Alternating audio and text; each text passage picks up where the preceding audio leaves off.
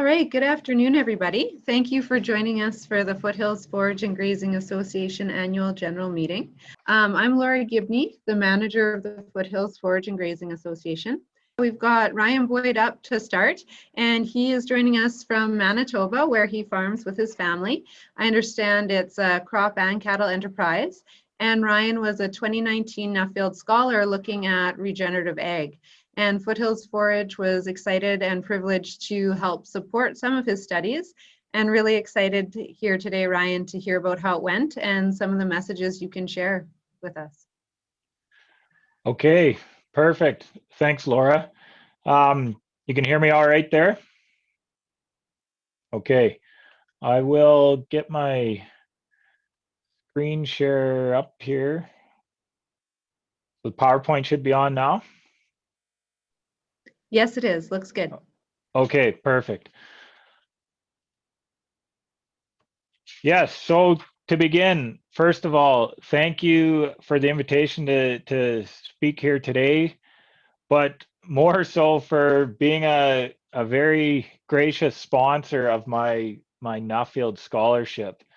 It has been quite the couple of years. It was a 2019 Nuffield scholarship that I was fortunate to receive from Nuffield Canada.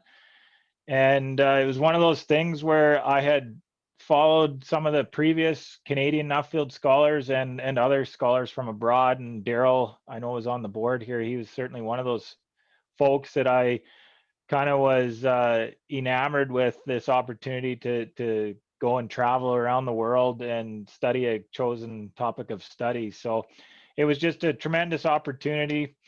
So I'm very thankful for your support. So what is the Nuffield Scholarship? Well, Nuffield Canada is an organization that's affiliated with Nuffield International. Nuffield was started 70 years ago in the UK by a successful businessman by the name of William Morris. And William Morris, he traveled to America, learned from Henry Ford, and he returned back to the UK and was very successful building cars. And his business life success turned into he was giving away lots of money, and he saw the value in traveling and bringing that experience home. So he set up this Nuffield Farming Trust and give farmers the opportunity to leave and travel and learn and return home with new ideas and insights that would help change the industry at home. So this has since morphed into a network around the world of about 1,700 scholars to date. So in my year, there was approximately 70 scholars. We all came together for a conference they referred to as a Contemporary Scholars Conference in Ames, Iowa in March of 2019, and that kind of kicked off the scholarship. Following that, I set off on a tour with 6 other Nuffield scholars, 2 Australians, a fellow from New Zealand, a lady from Ireland, a girl from the UK.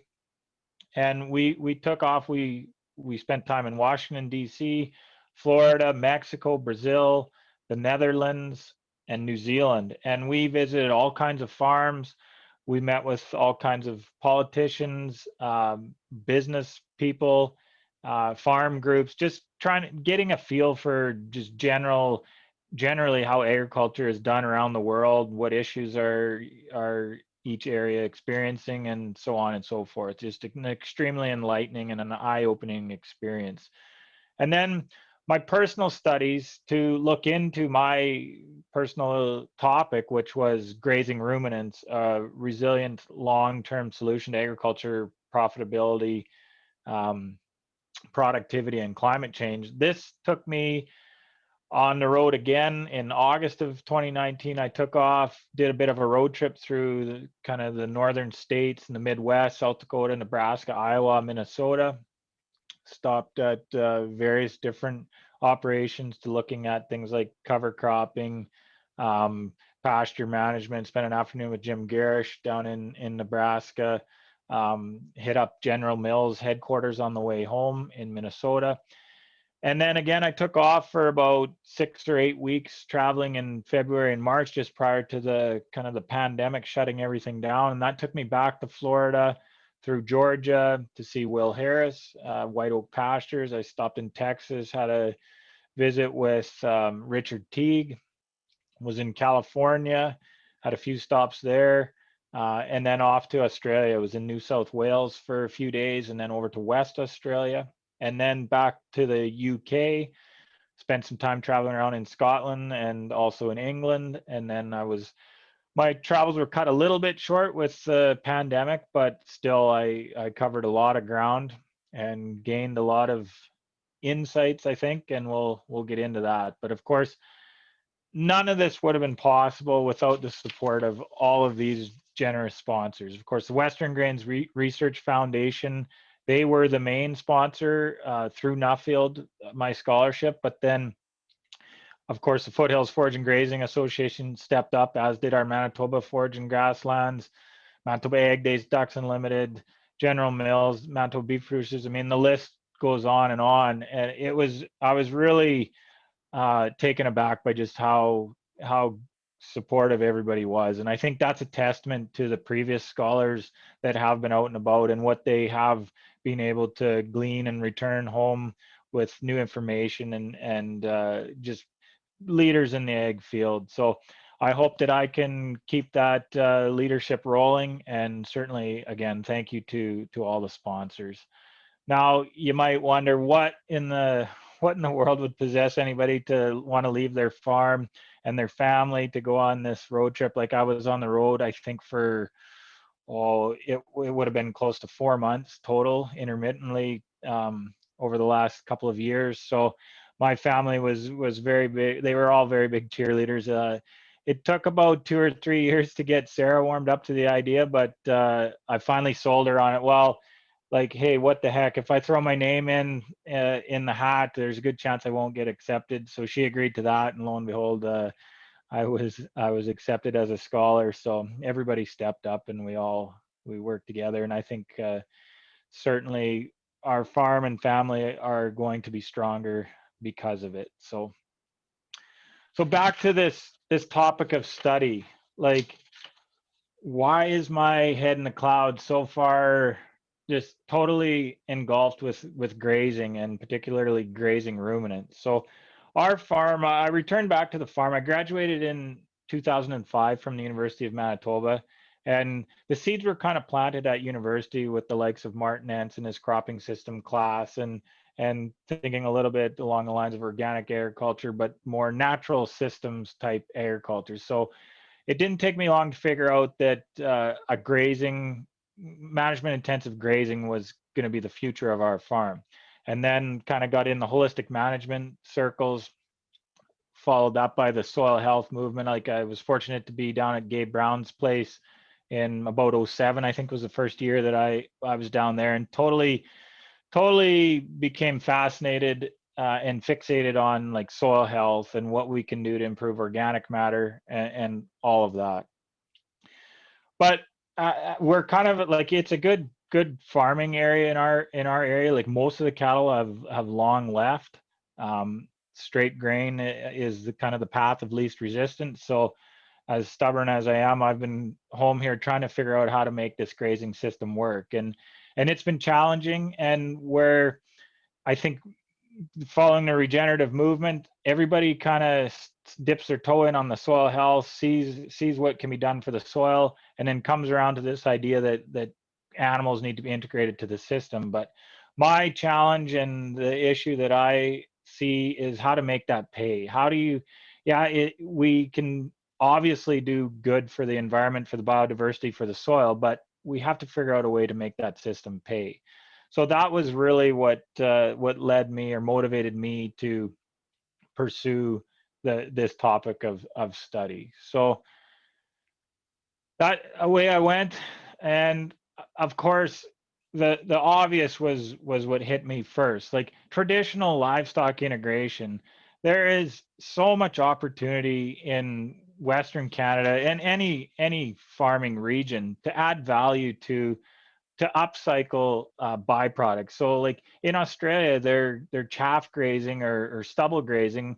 Their summer is their dormant season, so the cattle are just basically turned out on their crop fields and very little supplement. The cattle are walking around doing like they're all in good shape, and it's almost a free feed source. And I think that we're not even scratching the surface with the potential in Western Canada to be able to do more chaff grazing, stubble grazing, and all that. And I know this is something that used to be done historically. Once you get out talking to people about chaff grazing, I was like, oh yeah, we've done that, or I know somebody who does that. But again, just why we went away from it, I think, is just a testament to the profitability of the current system that grain farming is. It's not necessary to complicate our lives when there is a viable option to intensify what we're doing in a more simple system. But that I think will change as we're moving forward. So this middle picture here is in the UK. They're looking at reduction in subsidies potentially with Brexit. So one of their ideas is this integrated system, the herbal ley, the diverse ley, using that as a soil building phase to create resilience and reduce risk and increase profit to the arable crop. And that was something that really stuck out in Australia. In West Australia, Andrew Fowler and his family, they run a massive operation, it was like something like 50,000 acres. And he told me in the last 20 years since he's been managing the farm after his Nuffield scholarship, they've been profitable year in, year out. Like in farming, a 20-year run of profitability, that is pretty impressive. And he attributes that to the crop livestock integration. Obviously, the markets are offsetting, but also the ability to use resources like the waste products, if you will, from the crop farming as a source of feed and revenue in the animal production. So they're grazing that chaff, but they're also grazing grain and graze, they call it. They'll graze their cereal crops in the vegetative state as well as canola and so it's a nice tidy system that I think we have a lot of potential here. In Brazil, they're seeing a 20% increase in profitability when they put a short perennial phase into their crop rotation that is focused around soybean production. But where my mind comes back to with the focus in Western Canada here, with our shorter growing season that typically dries out in the fall, I think our lowest risk, highest return option for putting livestock, grazing ruminants back into the system is intensive management of perennial grasses. I spent a day with Dwayne Beck down at Dakota Lakes Research Center, and he really feels like the C4s, these warm season grasses that once existed across the northern Great Plains, need to be put back into our farming systems and certainly back into our perennial pastures. So again, we look at that, okay, so perennials, well, but how do we make them pay? And that the light bulbs really started to come on when I was down in Florida. If you've ever heard of Johann Zietzman, Jaime Elizondo he's a rancher from Mexico. He owns a grass-fed dairy down in Mexico. He's currently living in Florida, managing some ranches there. And what he is professing is what he calls total grazing, severe non-selective grazing with an extremely long recovery. So high utilization of the forage. So he's moving cattle up to 4 times, sometimes more times a day, getting this aggressive grazing behavior and even distribution of manure and nutrients. A very efficient harvest of forage, like I say, 80-90% of the forage. And when you give it that long recovery, there is rapid improvement to landscape function. The organic matter is increasing, water infiltration is increasing, diversity is expanding. A lot of good things happening. And when in terms of economics, the stocking rate that's able to be achieved here is significantly higher than, say, a take half or a graze the top third with a shorter recovery period, focused on keeping the plants vegetative. Whereas this paradigm of total grazing is thinking of root-based recovery versus photosynthetic-based recovery. So if we look at where does this notion that we need to leave the solar panel intact, that we can't afford to defoliate a plant severely, it all goes back to this work done by a fellow by the name of Kreider in the US. It was mid 50s. And his research was basically of a monocrop of a single species planting, clipping with scissors these young plants, short recovery, so they're 30 days or less, and then observing the root growth. And what he found was if you clipped more than 50%, the root growth was severely inhibited. And certainly if you took 80-90% of the foliage, it would reduce the root growth for several days. But we know that in practice, animals cannot graze in a perfectly uniform scenario. Maybe if you have a monocrop species that's very lush, you might be able to achieve that. But that, of course, is not what we're going for in our pastures. We want diversity. And when you have a diverse stand and you're only targeting to graze like a top third type thing, animals will go and pick and choose. They might eat a third of the forage in that field, but they're going to severely graze some of those plants.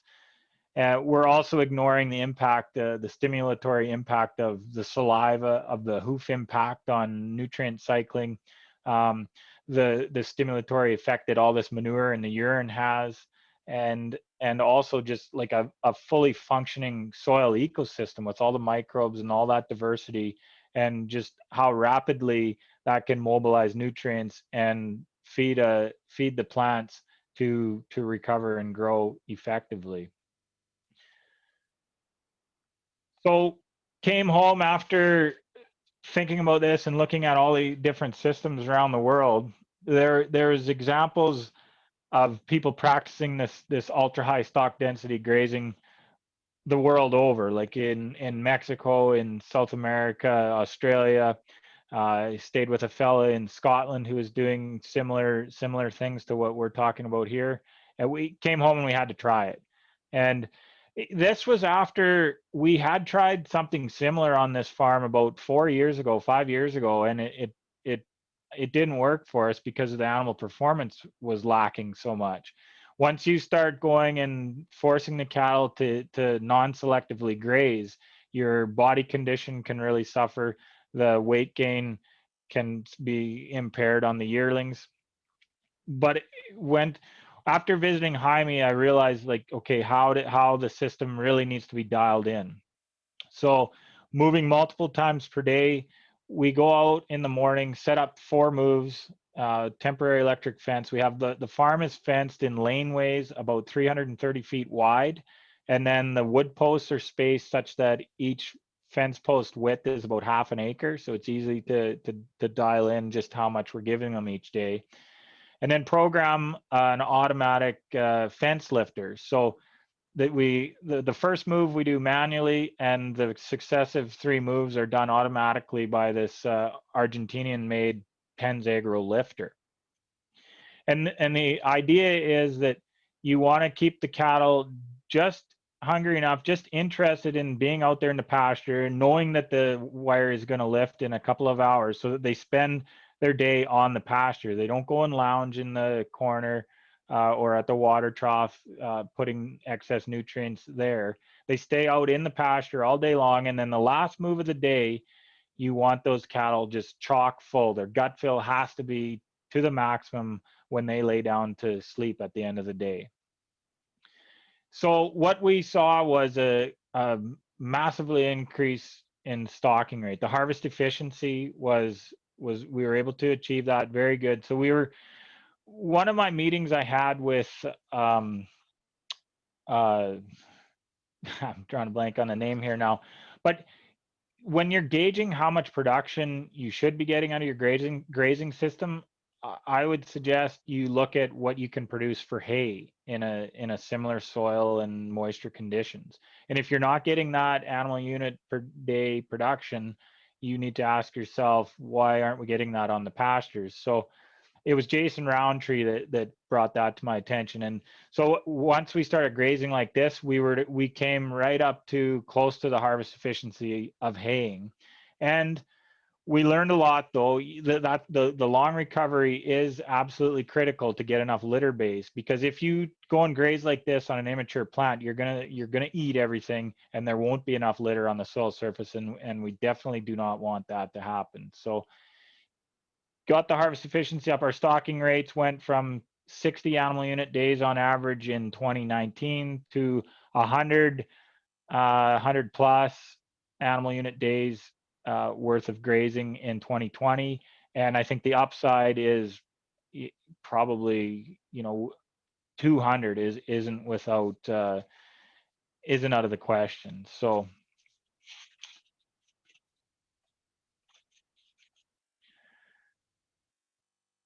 and like I say, to be cognizant of performance, we really have to be aware and monitoring what is happening. Are we getting enough litter on the ground? Are the cow pies, are the patties nice shape? Or are they starting to stack? And if they are stacking, what are we going to do about it? Are we willing to supplement a little bit, or do we need to back off on the grazing a little bit, let them graze more selectively? All of that. How's the body condition of the cows? Is it adequate? And once we have all those met, this is where we were totally convinced. So about 40 days, month and a half after grazing in this fashion, this is the type of regrowth we were getting. So just completely lush, solid, lots of high tiller density. The plant spacing on the ground starts to close in. This high leaf to stem ratio of regrowth. This is a critically important point. When you're moving rapidly in a short recovery period and trying to selectively graze the top third or take half, leave half, what you're left with is a high ratio of stems to leaves, and the quality is poor. So that's been our experience at home. We've tried to top graze. The cows do really good, gain weight just fine. But when you come back that second or the third time over, the quality is terrible. And the quality of that stockpile just doesn't go very far at all. And that's when you can start to lose the weight really quick. But this is maximum photosynthesis, and I think that we're nowhere near that in a lot of our pasture scenarios, and this high density severe grazing can remedy that. And as I said, the long recovery period is absolutely critical. Talking with Graham Hand, he's holistically management trained educator, but he's got 20, 30 years of experience on ranches and consulting. And he figures like the profit point of a perennial pasture is like 12 months. And he can't figure out why we have such a hard time getting our head wrapped around that. Like there's tree plantations where the profit point is 20 years, annual crops is 4 or 5 months. Why should it be such a hard thing to get our head wrapped around a 12-month period between grazing to be the optimal profit point in these grazing systems? And a lot of that comes down to intra-seasonal drought risk. So if you think about it, we're always moisture limited here on the prairies.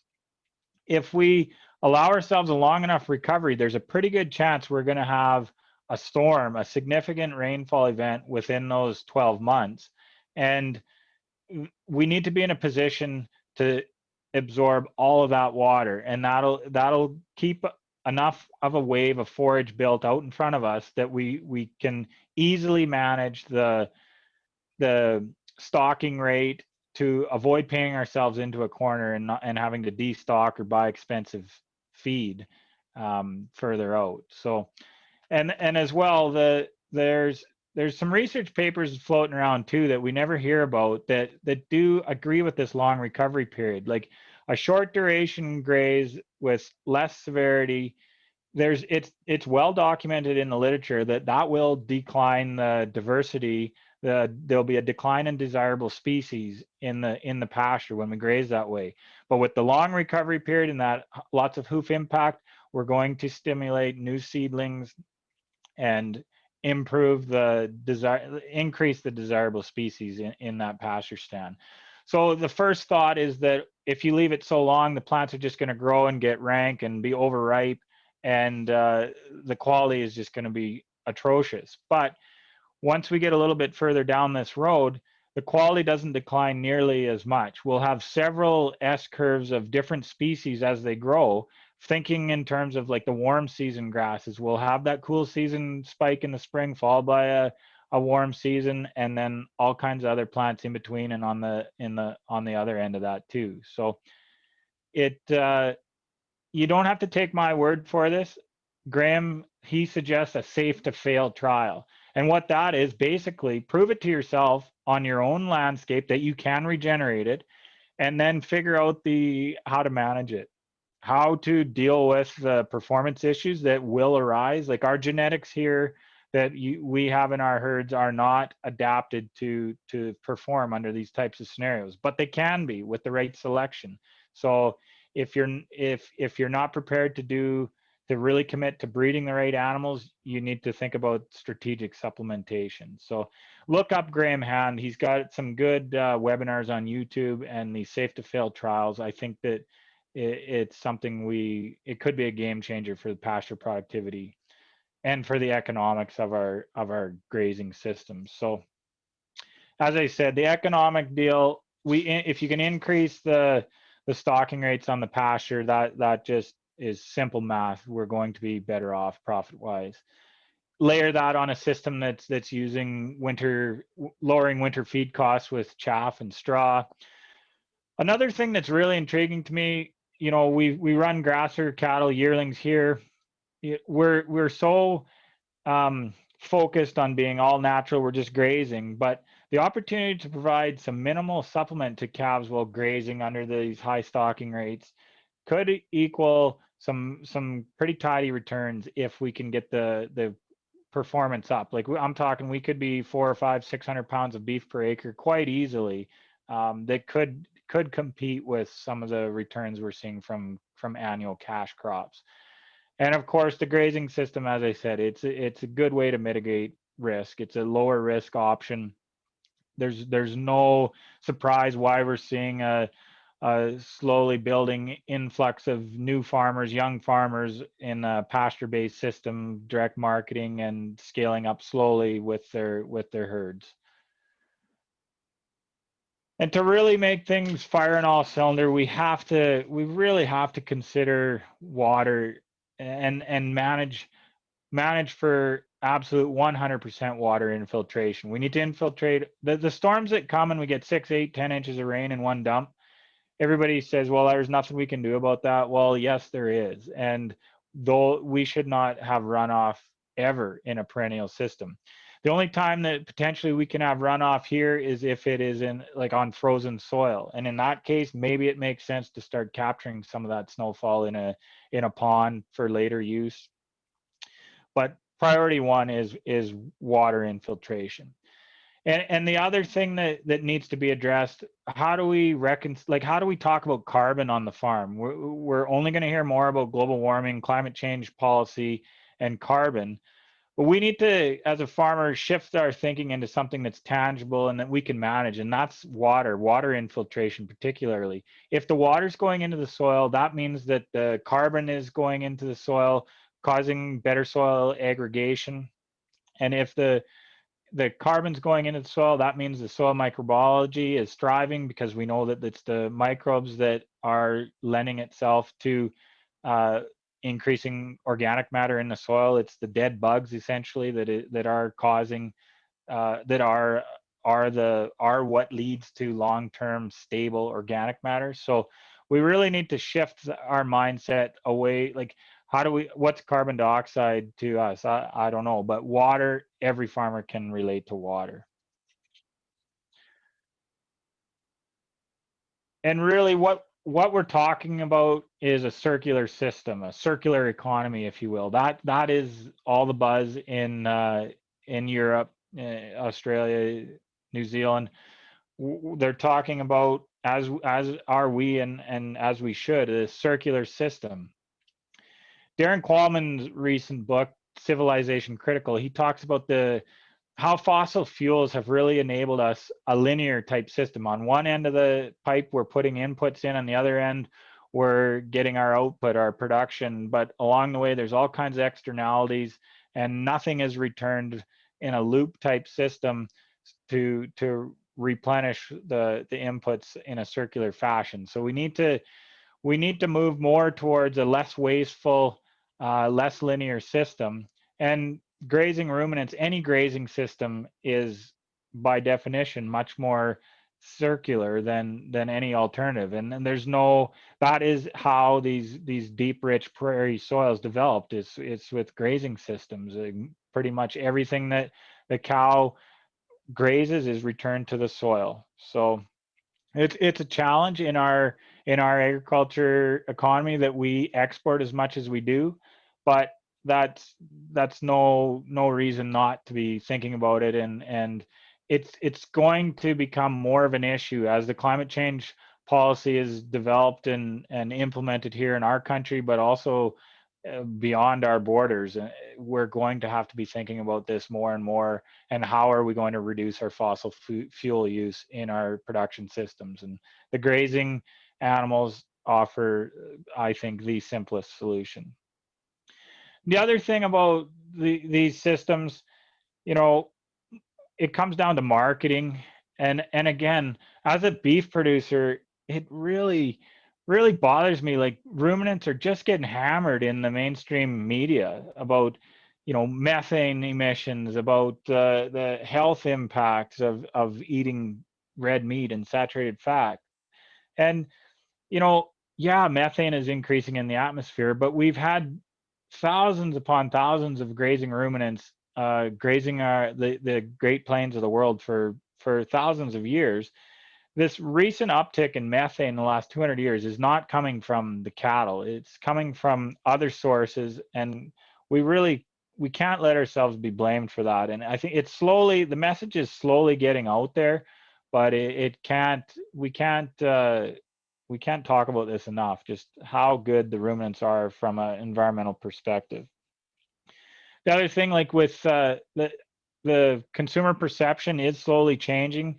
We've got books like the Big Fat Surprise by Nina Teicholz talking about how saturated fats and red meats really have taken the fall, and unnecessarily. Like, saturated fats are healthy fats. It's the sugar and the processed foods and the vegetable oils are where some of the health issues that we're currently facing in society are coming from. So carnivorism, another thing. If you've never heard of this radical diet, or kind of it's almost trendy to be a carnivore these days, check out the book The Carnivore Code, or The Carnivore Diet.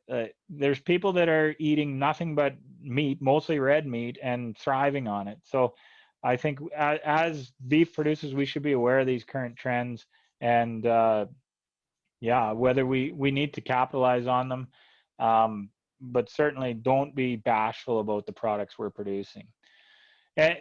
Got to visit with a few different farm operations that were really hitting it out of the park marketing their system. In Australia, I was at a farmer's market one day waiting on a plane, and I met this young guy by the name of Luke Winder in Tathra Place Free Range, I think is what he called his farm. He was an electrician about 4 years ago in Sydney, came across Joel Salatin on the internet, and thought farming looked kind of good. He was looking for a change, found 100 acres to buy within a few hours of Sydney. $400,000 later, he sold his house, bought this farm, and in 3 years' time, he was grossing $800,000 direct marketing his free-range duck and the grass-fed beef and pork into the city and all over Australia. He worked his way in with a processor, and he's basically the king of free-range duck in Australia.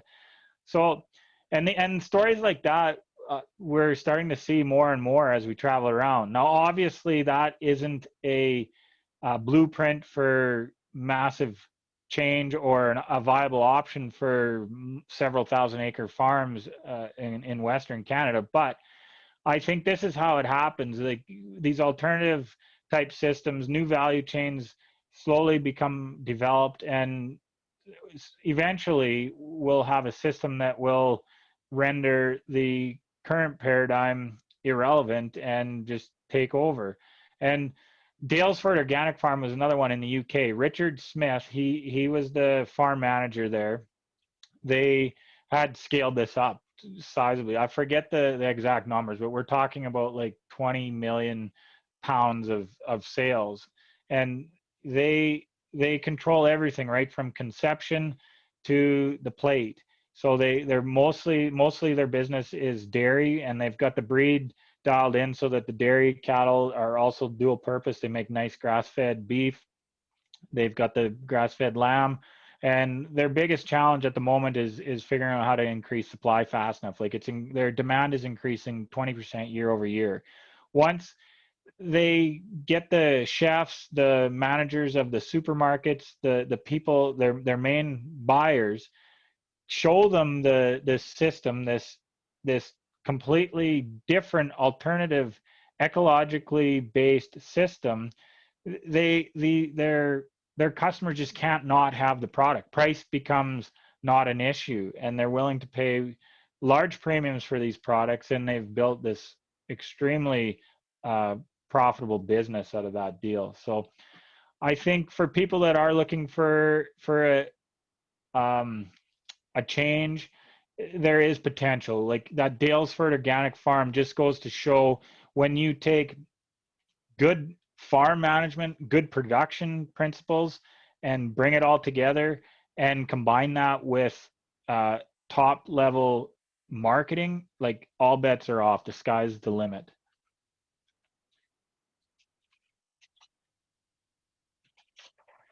Okay, so to conclude, as I'm getting all excited about these pasture perennial-based systems, are we on the brink of a reversal of the trend that was established by the Dominion Lands Act, the Homestead Act, back in 1872? I don't know if I'm that optimistic, but I think we're certainly going to see opportunity to move back towards perennial-based systems. So much of the low-hanging fruit is in traditional crop livestock integration. I think we will see more of that. The reason we're not seeing that right now is just testament to the good times in cash cropping that we've known as of recently. I think the biggest driver to the conversion and the more integration, more grazing ruminants on the landscape is going to be as our understanding of how soil organic matter is formed, how big of a role the soil ecology, the soil microbiology plays in facilitating nutrition to the crops, in sequestering carbon into the soil, in just basically creating that resilient system. So I really do believe grazing ruminants should be the central piece to the fertility of our farming systems. Best way to do that, in my mind, in Western Canada is with ultra high stock density, severe non-selective grazing of perennial forage. We should be looking at partnerships all over the place between grain farming and grazers. Not every farmer wants to be a cowboy, but every farm can benefit from livestock being on the land. Water infiltration needs to be priority one. Infiltrate maximum amount of water. Everything, all of our management decisions should revolve around that, and I think the rest of it will look after itself. If we come to a point where we have excess water, maybe we can consider capturing some of that water on the landscape to use at a later date. And of course, the regenerative agriculture, we're really leaving ourselves open to criticisms, because most of what we talk about, that we do talk a lot about anecdotal evidence. We need to verify, do a better job of environmental outcome verification. The practices themselves aren't really that critical. It's the total outcome of the system. I think we need to really get after that. And once we have a good handle on that, market the system, not only locally, but internationally. And that's going to be demanded of us, of our customers abroad. They're going to want to know these types of things. What is our soil carbon sequestration? What's the biodiversity? What are the impacts of our production system? I mean, it's already happening. It's only going to happen more as we move further into the future. And lastly, man, we really have to celebrate what we have here. I've never been more proud to call myself Canadian, to be a farmer, a Canadian farmer. Like, we have some of the best soils in the world. The opportunity that presents us here, just the freedoms, it is second to none.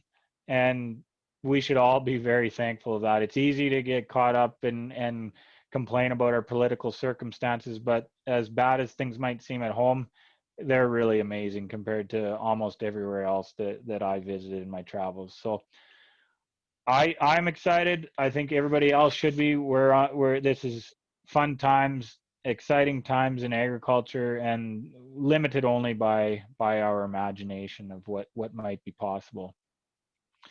And again, thank you to the Foothills Forage and Grazing Association for their sponsorship, for your sponsorship. If you want to follow our farm, learn a little bit more about us, we do have a website. Connor English, he's our main man here on the farm. He runs an Instagram account, posts almost daily, just what kind of day-to-day what we're doing. I'm on Twitter a little bit. You can find me there at Glanton Boyd. But yeah, I've got a few videos I can play here if you want to see some more about the total grazing and some of the other things I saw in my travels. I can queue those up, but I really do think that the paradigm shift to this high density grazing has the potential to really change the way we graze and the outcomes here in Western Canada. So.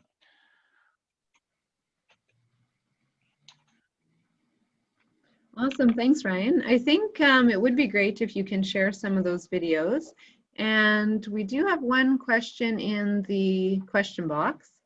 How many groups do you run per grazing system, and how many cattle in each group? Okay.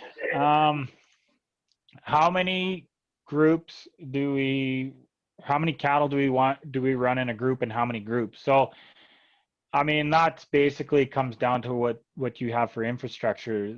The same old story applies here. If you want a long recovery period, obviously it's best to have the least amount of groups to graze. In our case, we have a calving group, and we have a yearling group, and then we have bulls. So there's three different groups on our farm. Yeah, I think that, and the numbers, I guess, like, so 300 to 500 cows and 300 to 700 yearlings in a group type thing. Okay, I can queue up. We have another question, Ryan, about your watering systems. Sure. How do you water your cattle? Okay, so we do most of our watering out of pipeline. So we have shallow buried pipeline running off of a well or a slough or whatever, dugout. So we pump it into the trough. If we need to, we'll add surge capacity at the tank, like say a 1,200 gallon tank. Our wells don't flow particularly fast around here at times, so we have a 10,000 gallon tank sitting beside our pump house at the start of the pipeline that keeps significant flow going. So it's all 2-inch line, like 300 gallon portable troughs that we move as often as needed every couple of days.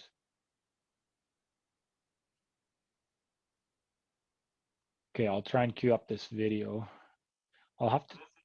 I'll share my screen again if I can figure that out.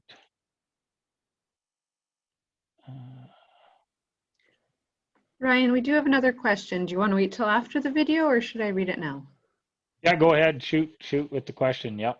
Sure. In your grazing system, when you are moving multiple times per day, how are you getting water to the cattle? So that's in a multiple moves a day scenario. Yeah. Let me get this video queued up, and then we'll sure. It might be easier to see. Okay. I want to share.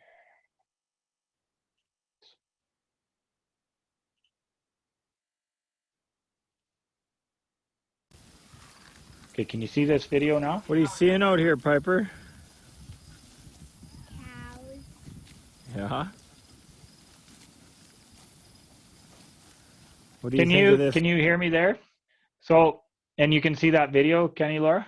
Yes, we can. Thanks. Okay, so in this is what I'm talking about. There's a permanent single high tensile fence running along the far side here. Can you see my mouse in this as well? Yes, Yeah. we can. Okay, so these are those Penzagro lifters. So this is the fourth move of the day they've just went into here. The water trough is, you can't quite see it, but it's back up here. So the water's at one end of the paddock, and then we just strip graze away from that. That's how this works. So there's this poly wire, just a reel goes across. The lifter is set to program to a certain time of day. It lifts, cows go in. That's how Method of grazing. Good. It's the farm boss Piper here. But you can kind of see where she's standing. That was grazed maybe a week ago before this video. This is late July, I guess it is. We really don't like our alfalfa as much as we used to. It seems productive, but its opportune window for grazing is pretty The narrow. alfalfa is We're, full bloom. I think as we graze like this more, we're going to get a higher Kind of the density density. of This is grass a new stand in the of pasture, forage. and This is that only is the what first we want. year, second year, I guess, for grazing. So it's really not that dense on the ground. It will thicken up a lot. So we're hoping all these seeds that we're setting here, this high density graze, will trample those seeds in, and with a long recovery, like we won't be grazing this until midsummer next year. That'll give all. We're going to trample in a chance to establish and thicken up, and should make for some high quality pasture moving forward. Okay. So if there's any other questions, I can show you. We still sharing the screen. This is what that lifter looks like up close. This is when we first got it in June, I guess this would be. Well, no, this would be April or May. I mean, Ryan, you can can you make see that a little bigger on this your lush. screen? I can, yeah. Thank That you. any better? Yeah. Yeah. So this is the magic of Nuffield, the network that you get tapped into, just meeting people and whatnot. We got to know this fellow by the name of Pablo Echeverry from Argentina, and they have this business Penzagro, so they're the ones making these. But yeah, it's crazy when you start comparing notes from people around the world, how similar conditions are, but how different, and it just really allows you to open your mind up and think differently and see things differently at home, and not be scared to try new things. That's probably one of the biggest outcomes from the Nuffield deal is, like, at home here it's like everybody does it a certain way, and it's just taken for granted. And like, if you have a good idea or think something might work on your farm, but you're scared to try it because you wonder why nobody else is trying it, I think that's crazy. Get after it. That was the beautiful thing in Brazil.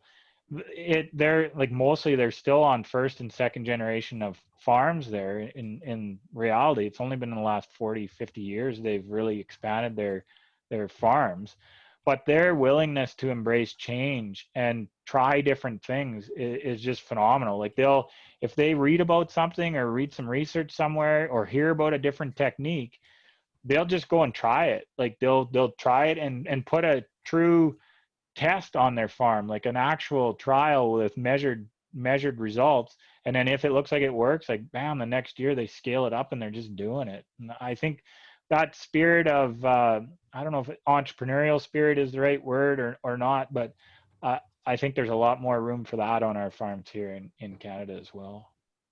Thanks, Ryan. I was just trying to call you, so glad you made it back. We did have a question while you were gone here. As your animals shift, have you had any problems with them damaging your wire lifters? We haven't. The only time I think we had one get knocked over, it was kind of in looser soil. But if those type of issues are going to happen, it's generally because there's no electricity in the wire. So it's imperative that you test your voltage in each one of those lines at both ends. Like, if you're powering it from one end, you need to check the other end of that poly wire just to be sure the current is going all the way through. And as long as there's power to it, we haven't had any issues. But they did knock one over and crack the plastic piece, but it was kind of our own fault more than anything. This is an interesting one. When I was in Australia, I spent some time with Stuart Austin. I am a spring red gentleman. I got some real good down in Kansas. For the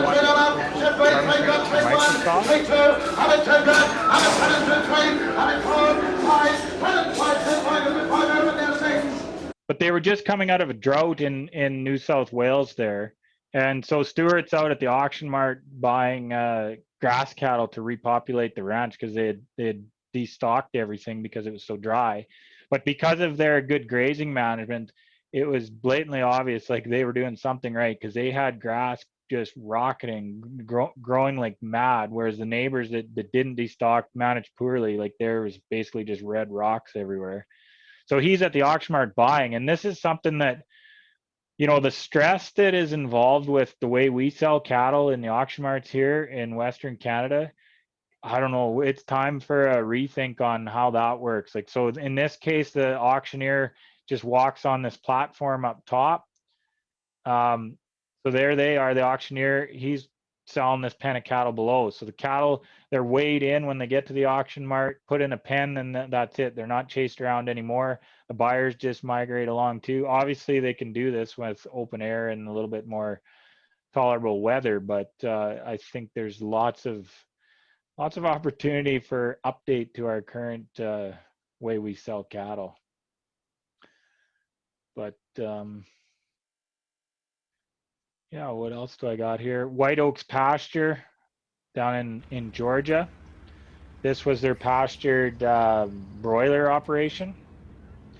So when Will Harris, they take on a new piece of land, he calls it the hay bomb. He goes out and bale grazes the field, sows a cover crop, and then hammers that with the cows again, and then has the perennials established in the bottom, and then they come over that with poultry. And within a couple of years, they go from crop fields that are struggling to produce much crop, like without a ton of synthetic fertilizer and herbicides, would grow very little of anything, the odd weed. He's got them rocking and rolling and producing to a pretty impressive level. Now, I was there in February, so this is their absolute lowest point as far as growth goes in the season, but that's interesting. And I think that's another common theme for getting some of these pastures to get up and rolling. Like if you don't have enough biomass there to do a high density graze, you got to do something to get it up and going, and that might be bale grazing, that might be adding some manure or fertilizer, or poultry seems to be a really good option to get the system up and running.